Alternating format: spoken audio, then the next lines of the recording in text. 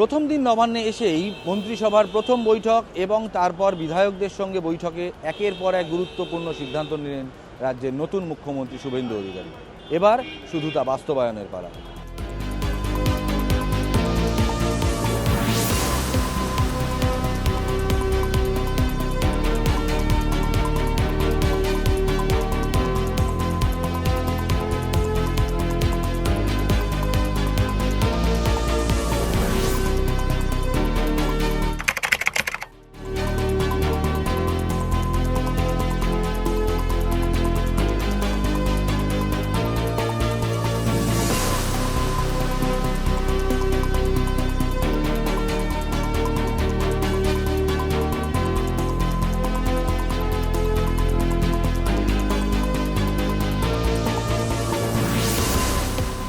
আমাদের নিশীথ প্রামাণিক উত্তরবঙ্গ উন্নয়ন দপ্তরের সঙ্গে পোর্ট ইউথ পেয়েছে।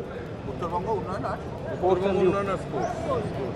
সম্মানীয় দিলীপ দাও পেয়েছেন গ্রামোন্নয়ন, তার সঙ্গে প্রাণী সম্পদ।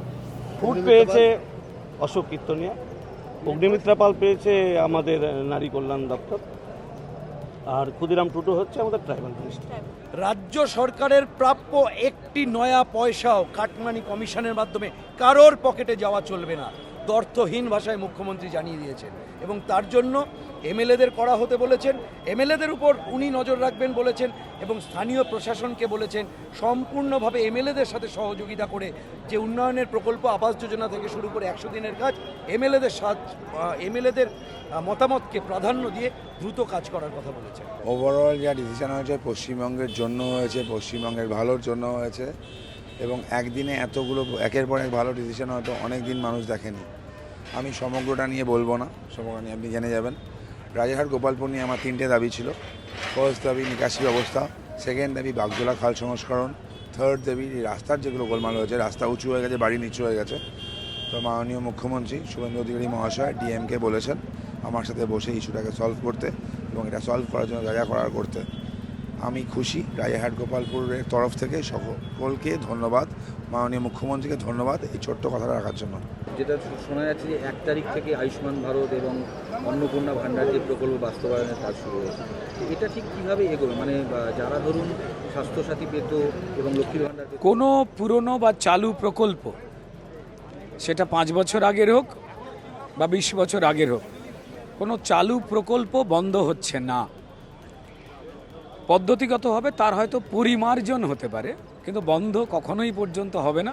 তার সঙ্গে নতুন প্রকল্প যেগুলো আটকে রেখে দেওয়া হয়েছিল, অত্যন্ত ঘৃণ্য পরিকল্পনা, এবং যাতে ক্ষতিগ্রস্ত হয়েছেন পশ্চিমবঙ্গের মানুষজনেরা, পশ্চিমবঙ্গের নাগরিকেরা, সেই প্রকল্পগুলো যাতে আর্থিক উন্নতি এবং সামাজিক উন্নতির ক্ষেত্রে বড় ভূমিকা নিতে পারে, সেগুলো অন হয়ে গেল।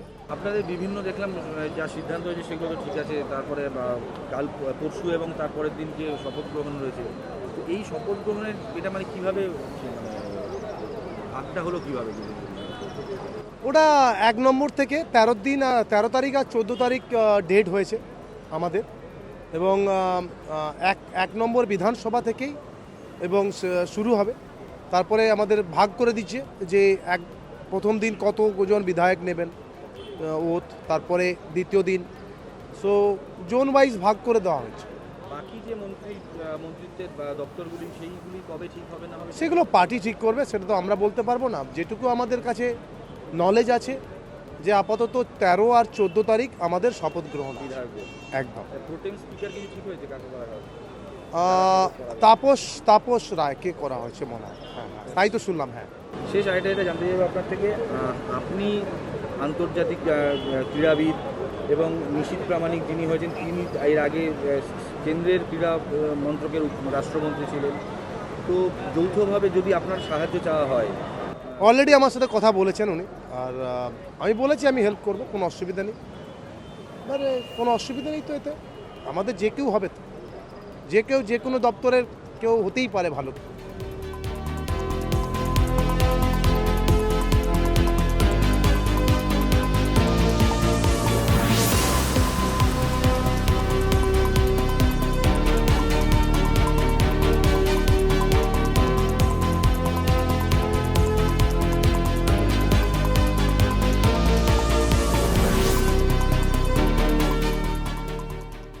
সংবাদ প্রতিদিন .in-এর জন্য নবান্ন সভাঘর থেকে ক্যামেরায় সুমনের সঙ্গে আমি সোমনাথ।